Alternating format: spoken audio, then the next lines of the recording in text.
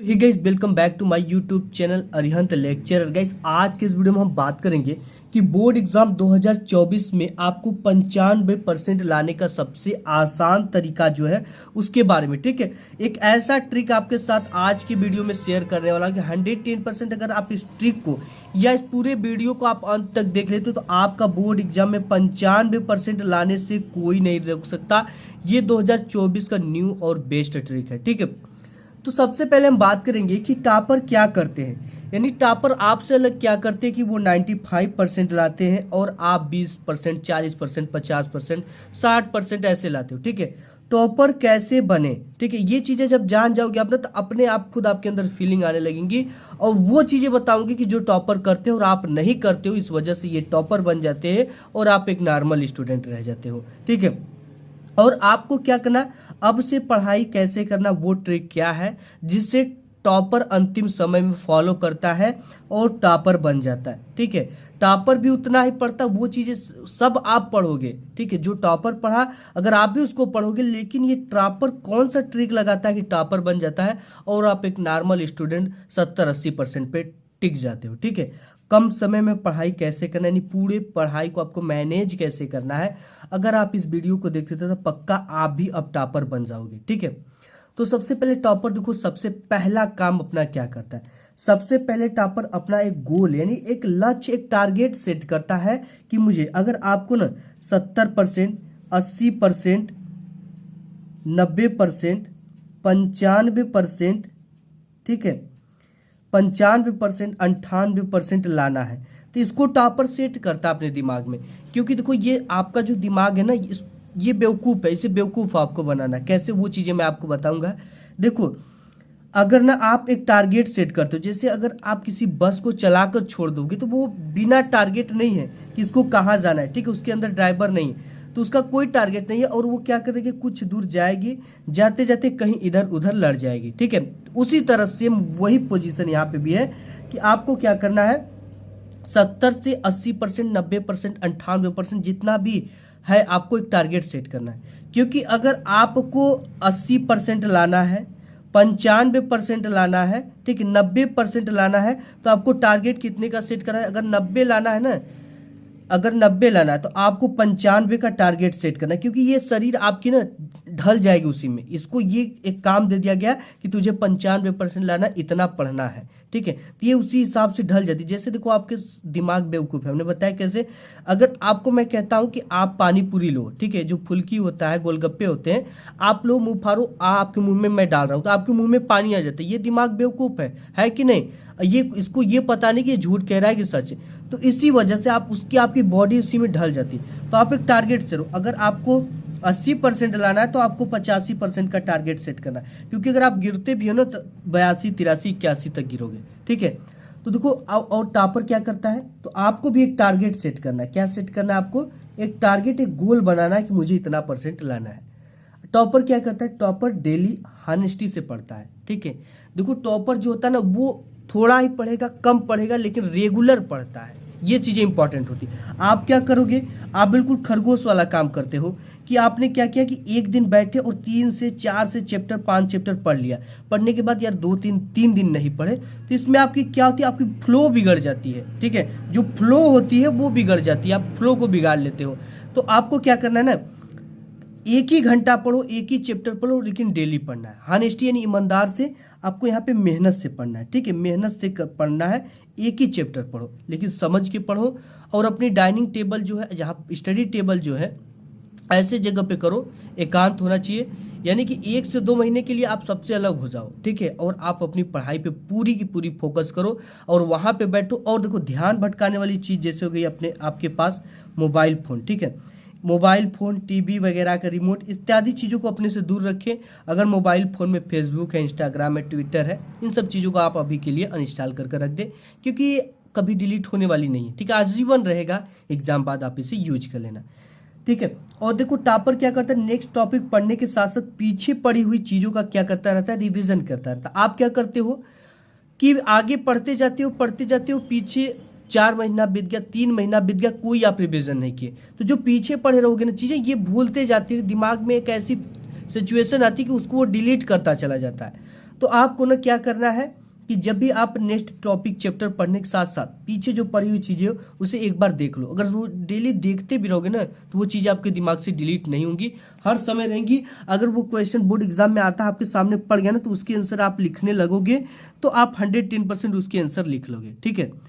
और आपको देखो डेली पढ़ने जाना है, आपको गैपिंग नहीं करना। अगर आप ऑनलाइन क्लास लेते हो, कोचिंग वगैरह जाते हो तो आपको डेली जाना, रेगुलर करो, ठीक है। घर आकर सेल्फ स्टडी पे पूरा का पूरा फोकस करो, क्योंकि सेल्फ स्टडी ही आपके बोर्ड एग्जाम में 95% 96% दिलाती है, ठीक है।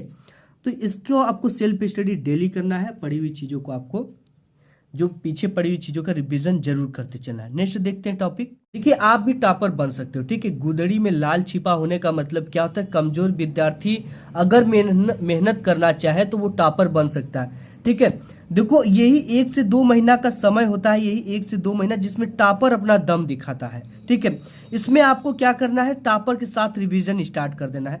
अगर देखो आपको आगे जो टॉपिक पढ़ो उसको पढ़ो, ठीक है। रिवीजन पीछे पड़ी हुई चीज़ों का करो। देखो आपको क्या करना है, अगर आपको दमखम दिखाना है तो मैं आगे बताऊंगा क्या करोगे तो आप 110% टॉपर जैसा आप ला दोगे, ठीक है। टॉपर भी आपके माता पिता, आपके टीचर घबरा जाएंगे कि कैसे ये बच्चा इतना पढ़ने में कमजोर था और इतने नंबर लेकर आए।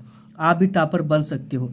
मौका आपके हाथ में, इसे छोड़े मत, इसे पकड़ लो, ठीक है। जिंदगी सबको चांस देती है, आपको टॉपर वही होता है, हीरो वही होता है जो मौके पर चौका मार दे, ठीक है। तो आप कहोगे तो अब सर मुझे कैसे पढ़ना है और क्या नहीं करना है कि मैं टॉपर बन जाऊं, अच्छे मार्क्स ले आऊं कि जिससे छात्र, मेरे दोस्त, मेरे माता पिता, मेरे रिलेटिव, मेरे टीचर खुश हो जाएं, ठीक है। देखो अब आज से आपको घूमना, खेलना, फोन पर उंगली घिसना, ठीक है, ये लिमिट कर देना। ये चीज़ें मत, मैं नहीं कर रहा हूँ कि आप खेलना बंद कर दो, किसी से बातें करना बंद कर दो, ठीक है। घूमना बंद कर दो, करो, सब कुछ करो, इससे दिमाग फ्रेश होता है और चीज़ें ऑब्जर्व अच्छे से होती हैं, ठीक है। लेकिन इसकी एक लिमिट लगा दो कि मुझे यार आधे घंटे घूमने हैं, 15-20 मिनट फ़ोन चलाने हैं, ठीक है। खेलने के लिए आधे घंटे के लिए जाना है, उसके बाद मेरी टारगेट है कि मैं आ जाऊँगा, फिर अपने दोस्तों से फालतू गपशप नहीं करूँगा, ठीक है। और उंगली, जैसे आप फ़ोन लेते हो तो उसका यूज केवल पढ़ाई के लिए करो, ठीक है। मान लो बहुत ज़्यादा बोर होते तो 1-2 शार्ट देख लो, लेकिन उसमें लग मत जाओ, ठीक है। इस चीज़ का आपको ध्यान दोगे तो इन सब चीज़ों को आपको लिमिट करना पड़ेगा। अगर लिमिट नहीं करोगे तो आप जब अपने पर लिमिट, अपने पर कंट्रोल नहीं कर पाओगे तब आप कुछ नहीं कर सकते, ठीक है। अपने आप पे कंट्रोल करना है। फ़ोन चला रहे हो आप, फ़ोन जब भी उठाओ ना अपना फ़ोन तो समय देख लो कि कितने बज रहे हैं और टारगेट सेट कर लो कि मुझे केवल 15 मिनट 20 मिनट ही फ़ोन यूज करना है, इसके बाद रख देना है, ठीक है। और कड़वी सच्चाई क्या है आप देख लो। कड़वी सच्चाई है कि 8 से 10 घंटा हमेशा पढ़ते रहोगे तो केवल 70 से 80% ही आएगा, ठीक है। ये चीज़ें मैं आपको एक्सप्लेन करूंगा कि क्या है। और स्मार्ट वर्क क्या है ये चीज़ें आप जान लो, ठीक है। इस वीडियो में हम स्मार्ट वर्क की ही बात करेंगे कि आपको 3 से 4 घंटे डेली पढ़ोगे और सभी काम करते हुए पढ़ोगे, खेलते हुए, घूमते हुए, ठीक है, इंजॉय करते हो तो आप 97 से 98% ला दोगे। ये ट्रिक आपको कोई नहीं बताता है, ठीक है। ये टॉपर जानते हो, टॉपर अपनी राज किसी को ये चीज़ें नहीं बताते हैं। तो इसके बारे में हम देखेंगे पूरे वीडियो में। तो आइए नेक्स्ट टॉपिक देखते हैं। सबसे पहले देखो आपको क्या करना है, आप सभी सब्जेक्ट का सिलेबस जान जाओ, क्योंकि बहुत सारे बच्चे ऐसे होते हैं जो कि सिलेबस नहीं जानते हैं और जो चीज़ें बोर्ड एग्जाम में नहीं आने होती है उसको भी पढ़ते रहते हैं। एग्जाम नज़दीक आता है तो पता चलता है यार ये तो चीज़ें एग्जाम में नहीं आने वाली, इसे हमने फालतू पढ़ लिया, ठीक है। तो आप किसी भी टीचर से, या मैंने बनाया है कि आपको क्या क्या पढ़ना है क्या नहीं पढ़ना है, ये चीज़ें जान लीजिए, ठीक है। पता चला आपने कोई पुराना बुक पढ़ रहा है और उसमें क्या है कि वो भी चीज़ें दिया हो जो इस बार आने वाले हैं, नहीं आने वाले, ठीक है। जैसे कोई ऐसा बुक है जिसमें कि आपको 30% कम करके दिया है, ठीक है, आप उस बुक को पढ़ रहे हो और उसमें 30% भी दे दिया आगे वाले नेक्स्ट नए वाले बुक में, तो आपको बाद में पश्चाताप करना पड़ेगा। इन सब चीज़ों को आपको क्लियर करना है। हर विषय में कितना चैप्टर इसको आप जान लो, ठीक है। और कौन सा चैप्टर सबसे ज़्यादा मार्क्स का आपके बोर्ड एग्जाम में आ रहा है, ठीक है। ऐसा होता है ना कि कोई चैप्टर बहुत ज़्यादा इंपॉर्टेंट है, इस चैप्टर से 6 मार्क्स का पूछे जाएंगे, इस चैप्टर से 15 मार्क्स के पूछे जाएंगे, तो वो चैप्टर आपको क्या करना है, तैयार कर लेना है, ठीक है। देखना है और उससे कौन कौन से क्वेश्चन आए हुए हैं उन क्वेश्चन को देखना और अच्छी तरीके से रिवीजन कर लेना है, ठीक है। क्योंकि वो क्वेश्चन उसमें उस चैप्टर से 15 नंबर आना तय है, तो ज़रूर उससे जो भी क्वेश्चन इंपॉर्टेंट वो आएंगे ही आएंगे, तो उसे आपको अच्छे तरीके से रिपीट कर लेना है, रिवीजन कर लेना है। चीज़ें नहीं समझ में आती तो आप यूट्यूब पे उस चीज़ को मंगा कर देख लो, टीचर से पूछ लो, अपना सॉल्यूशन निकाल कर पढ़ लो, ठीक है। और किस लेसन यानी पार्ट से कितना आता है इसको तैयार कर लेना है। कौन सा चैप्टर है जिससे सबसे ज़्यादा मार्क्स का पूछा जा रहा है, और कौन सा चैप्टर जो कि बिल्कुल अनइम्पॉर्टेंट है, 1-2 मार्क्स के उससे पूछे जाते हैं, उसको भी आप क्या कर लो, टिक कर लो, ठीक है। और पूरी आपकी प्लानिंग होनी चाहिए कि कहाँ से कौन से चैप्टर से कितने क्वेश्चन और कौन कौन से क्वेश्चन इंपॉर्टेंट है, उसकी एक नोट्स बनाकर रख लो। ये नोट्स आपको कब काम देंगे, आपके एग्जाम जब काफ़ी नज़दीक आते हैं ना, तो ये नोट्स आपको रिवीजन करने के काम आते हैं, ठीक है। क्योंकि ये कोर्स नोट्स जो है आपके हाथों द्वारा बनाया रहेगा, आपके शब्दों में बनाया रहेगा, एक बार देखोगे चीज़ें समझ में आ जाएंगी, ठीक है। अब देखो मोस्ट इंपॉर्टेंट क्या है, ये चीज़ें सभी नहीं जानते, ठीक है। आपको केवल एनसीईआरटी बुक पढ़ना है। कौन सी बुक पढ़ना है, एनसीईआरटी, क्योंकि आपका जो पेपर है ना केवल एनसीईआरटी से, मैं 5 साल का पेपर देख रहा हूँ जब से एनसीईआरटी हुआ है, पूरी की पूरी क्वेश्चन जितनी भी क्वेश्चन है कहीं बाहर से नहीं आ रही, सब किससे आ रही है, एनसीईआरटी से आ रही है। तो एनसीईआरटी बुक को, एनसीईआरटी सिलेबस को ही पढ़ना है। 3 ईयर के आपको पेपर को सॉल्व करना है, कम से कम कितने ईयर पेपर के, 3 साल के पेपर को। इससे आपको ना 3 साल के पेपर को सॉल्व कर ले तो 70% बिल्कुल पक्का, इसी में से 110% आ ही जाता है, ठीक है। 30% क्या होते हैं, 30% जो चीज़ें होती है ना वो बिल्कुल नया चीज़ें डालता है एग्जामिनर, ठीक है। जो टीचर पेपर बनाते हैं 30% आपको बिल्कुल नया चीज़ें डालते हैं, जो चीज़ें बोर्ड एग्जाम में पूछी नहीं गई होती है, पहली बार पूछी जाती है, ठीक है। और कुछ नए चैप्टर जुड़े होते हैं उनके बारे में 30% से पूछा जाता है। तो 3 मॉडल पेपर मैंने बताया कि 70% आपकी तैयारी हो जाएगी, 95% मार्क्स पक्का हो जाएगा। अब देखो आप क्या करते हो कि दिन भर स्कूल में जाओगे, कोचिंग में जाओगे, ये सब चीज़ें ना, कोचिंग जाओ, स्कूल जाओ, पीछे पड़ी हुई चीज़ों को रिपीट करो, लेकिन ये टॉपर आपको नहीं बनाती है, ना ही 95% दिलाती है कोचिंग, ठीक है। तो इन सब चीज़ों को आप लिमिट में करो, ठीक है। कोचिंग भी करो तो हार्ड सब्जेक्ट के करो, और स्कूल जाओ, रेगुलर जाओ, जो चीज़ें पढ़ी जाती पढ़ो। लेकिन सबसे इम्पॉर्टेंट है स्कूल और कोचिंग से आने के बाद आपको सेल्फ स्टडी करना, ठीक है। हमने दिखाया आपको आगे ही, टॉपर के जो इंटरव्यू होते हैं वो बताते हैं कि हमने तो पढ़ा लेकिन सेल्फ स्टडी सबसे ज़्यादा किया, वो तो कोचिंग का भी नाम नहीं लेते, ठीक है। सबसे ज़्यादा वो सेल्फ स्टडी पर ध्यान देते, क्योंकि सेल्फ स्टडी की हुई चीज़ें ना आपके द्वारा समझी गई चीज़ें होती है, वो हमेशा आपको याद रहती है, और वही चीज़ें आप परीक्षा में लिख पाते हो, ठीक है। तो आपको सबसे ज़्यादा फोकस सेल्फ स्टडी पर करना है। घर आकर 3 से 4 घंटे डेली पढ़ो, ठीक है। और आप जब भी रिवीजन करो ना, रिवीजन करने का जो सबसे सही तरीका होता है, आप एक क्वेश्चन बैंक ले लो, ठीक है। मार्केट में आ गए हैं, इससे रिवीजन करो। देखो अगर आप ना बुक से रिवीजन करना चाहते हो तो सबसे बड़ा पागलपंती है ये, क्योंकि अगर आप बुक से रिवीजन करोगे ना तो पूरे एग्ज़ाम दे भी दोगे तब भी आपका रिवीजन ये कंप्लीट नहीं हो पाता है, और आप एक एक क्वेश्चन को सॉल्व करने लगते हो, तो ऐसे में क्या होता है कि आपको पूरा क्वेश्चन सॉल्व करना पड़ता है, जिससे आपको समय की अभाव हो जाता है, क्योंकि आपको इस साल ना समय बहुत कम है। तो देखो क्या करना है, आपको क्वेश्चन बैंक ले लेना है। उससे देखो इस चैप्टर, एक चैप्टर देखा, उससे कितने क्वेश्चन इंपॉर्टेंट है, क्वेश्चन बैंक में पता चलेगा कि ये 2023 में, 24 में, 25 में, 26 में, 27 में आया हुआ क्वेश्चन है, ठीक है। ये 17, 18, 19, 20, 21, 22 में आया हुआ क्वेश्चन है। तो उन जो सबसे ज़्यादा बार रिपीटेड क्वेश्चन है ना, उसे सबसे ज़्यादा आप उस पर फोकस करो, ठीक है। उसे देखो, उससे अच्छी तरीके से रिवीजन करो, और हर चैप्टर से 4 से 6 से 8 से 10 से क्वेश्चन, यानी 8-10 क्वेश्चन तैयार करते जाओ हर चैप्टर से, इससे ज़्यादा मत तैयार करो, ठीक है। जो सबसे ज़्यादा इंपॉर्टेंट है उसे तैयार कर लो। सबसे ज़्यादा इंपॉर्टेंट तैयार भी कर लोगे ना, तब भी आपका बहुत अच्छे मार्क्स बन जाते हैं। तो यही चीज़ें आपको करना है, ठीक है। रिवीजन करते समय कभी भी बुक से रिवीजन नहीं करना है। एक क्वेश्चन बैंक ले लो, मॉडल पेपर ले लो, ठीक है, अनसॉल्व पेपर ले लो, उसी से रिवीजन करो। और देखो कि इस चैप्टर का कौन सा क्वेश्चन अनसॉल्व पेपर में आया हुआ है, मॉडल पेपर में आया हुआ है, ठीक है, उसे हल करो।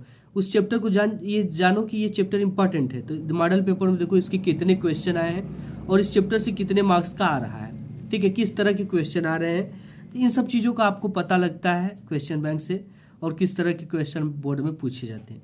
देखो टॉपर क्या बताते हैं कि आप अंतिम समय में, ठीक है, सिलेबस का 2 बार रिवीजन जरूर कर लो, 3 ईयर की पेपर सॉल्व कर लो। आपको कम से कम 2 से 3 मॉडल पेपर हल कर लेना है, तब आपकी जाकर 95% मार्क्स आएंगे। ये कब करना है, अंतिम माह। अंतिम माह मतलब आपका जनवरी में इन सब चीज़ों को आपको कंप्लीट कर लेना है, ठीक है। सिलेबस का 2 बार रिवीजन, 3 ईयर के प्रीवियस ईयर के 3 ठो पेपर सॉल्व करना है, 3 मॉडल पेपर, तब जाके आपको 95% मार्क्स आएंगे। मैं ऑलरेडी अपने इस चैनल पे मॉडल पेपर करवाता हूँ, हर समय मॉडल पेपर देता हूँ, नए नए मॉडल पेपर देता हूँ, तो आप उसे जरूर देखा करिए, ठीक, क्योंकि वो आते हैं। मैं बताऊँ आपको कि मैथ में उस बार ना 95% केवल 1-2 मॉडल पेपर, ठीक, 2 मॉडल पेपर सॉल्व कराया था और उसमें से 95 नंबर फंसा हुआ था, ठीक, 95 नंबर का क्वेश्चन फंसा था। तो आपको ये चीजें करना है, ठीक है, मॉडल पेपर जरूर सॉल्व करना है। नेक्स्ट टॉपिक देखते हैं कि आपको टॉप करना है ना, तो प्रत्येक चैप्टर जो भी आप पढ़ते हो तो उसकी क्या करना है कि जो मोस्ट इंपॉर्टेंट फार्मूला होता है उसे तैयार कर लो, यानी चैप्टर को पढ़ने से पहले आप उसके फार्मूले सभी को देख लो, तैयार कर लो, ठीक है, कौन कौन से फार्मूले इसे एक जगह लिख लो, कौन सी इंपॉर्टेंट न्यूमेरिकल है, कौन सा इंपॉर्टेंट क्वेश्चन इसे एक जगह लिख लो, देख लो। मॉडल पेपर में देखो, क्वेश्चन बैंक में देखो कि इस चैप्टर से कौन कौन से क्वेश्चन आए हैं, ठीक है, उसे सॉल्व कर लो, हल कर लो। क्यों वही काम करना, क्वेश्चन बैंक में देखो इस चैप्टर से कौन कौन क्वेश्चन आए हैं, यार ये क्वेश्चन इंपॉर्टेंट है, इसे तैयार करो, ये क्वेश्चन इंपॉर्टेंट है, इसे नोट्स में लिख लो, ये न्यूमेरिकल इंपॉर्टेंट है, बहुत बार पूछा गया, इसे तैयार कर लो, ठीक है। और आपको देखो हर महीने अगर टेस्ट चलता है कोचिंग वगैरह में या आपके स्कूल में, तो टेस्ट जरूर देना, इससे एक्सपीरियंस मिलता है और जो टेस्ट में क्वेश्चन आते हैं वो बोर्ड में भी आ जाते हैं, ठीक है। तो टेस्ट हर महीने दो। देखो सभी सब्जेक्ट इंपॉर्टेंट होते हैं, चाहे वो हिंदी हो गया, चाहे इंग्लिश हो गया, चाहे साइंस हो गया, चाहे आर्ट हो गया, चाहे आप 12th में हो पीसीएम हो गया, ठीक है, सभी सब्जेक्ट इंपॉर्टेंट होते हैं। हिंदी को भी आपको आधे घंटे डेली पढ़ने, कितने घंटे, आधे घंटे। इंग्लिश को आपको 1 घंटे डेली पढ़ने हैं, ग्रामर वाला आपको एक्सरसाइज करना है। एंड साइंस भी आपको डेली पढ़ना है, कितने घंटे, हाँ ये 1.5 घंटा, ठीक है, ये 1.5 घंटा तो पढ़ना ही पढ़ना है। आर्ट आपको हफ्ते में 2-3 बार पढ़ लेना है, 2 बार, ठीक है। मैथ का जो आपको क्वेश्चन आता है, मैथ को आपको डेली ये हॉनेस्टी से 2 घंटा पढ़ना, क्योंकि मैथ में कोई शॉर्टकट तरीका नहीं है, इसे ये एक्सरसाइज वाली चीज़ें, जितना ज़्यादा एक्सरसाइज करोगे सब्जेक्ट की उतने अच्छे इस पर पकड़ बनेगी, ठीक है। तो अगर आपकी मैथ कमज़ोर है तो आप बेसिक चीज़ों को मजबूत करिए, इससे बेसिक चीज़ें मजबूत हो जाएंगी तो मैथ बिल्कुल आसान लगने लगेगा। तो ये सब चीज़ों को हो, अगर आप इस ट्रिक को फॉलो करते हो तो 110% बोर्ड एग्जाम 2024 में आपका 95% मार्क्स पक्का आएगा। तो आज की इस वीडियो में बस इतना ही, मिलेगा नेक्स्ट वीडियो, तब तक के लिए धन्यवाद।